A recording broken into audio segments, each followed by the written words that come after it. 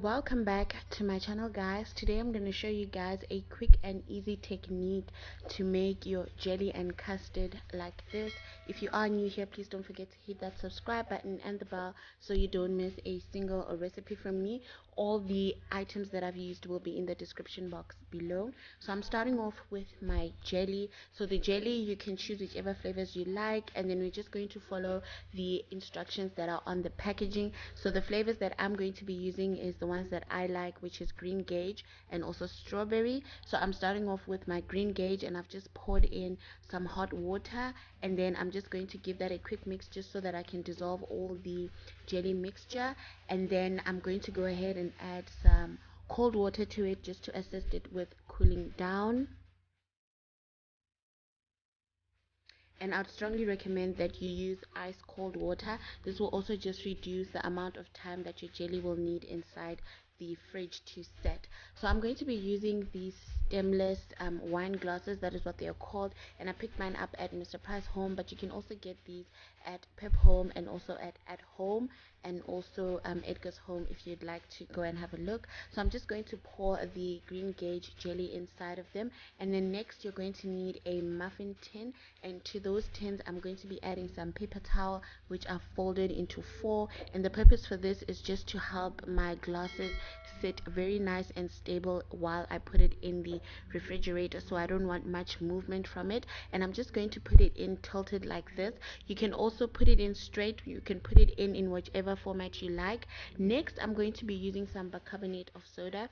No, we are not going to be putting this inside our jelly, but I actually keep this box inside my refrigerator, and the purpose for this is that it absorbs all the other odors that are inside the fridge. And because we are making jelly and it's going to spend a lot of time in the fridge, I'd strongly recommend that you start using bicarbonate of soda with the packaging open inside your refrigerator, just so that it can absorb all the other odors that are in there. So while that is setting in the refrigerator, I'm going to move over and start making my strawberry. And what I want to do with the strawberry is you have to make sure that it is cooled down completely. If not, it must be at a much colder temperature, because if it is warm, when you do pour it back into your glass, it will then start to dissolve the set jelly, and we don't want that. So I did put mine in the refrigerator for about 30 minutes. So my green gauge is now set. I'm gonna go ahead and move it on and start pouring in my red jelly mixture, and basically it is also really cooled off.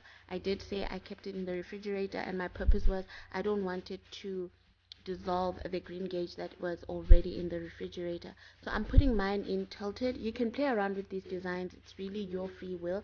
I wanted mine to be tilted like this, which is why I'm continuing with that set. You can also put it straight like what I'm showing you there, but like I said, I wanted mine to be tilted, so you can play around with the design.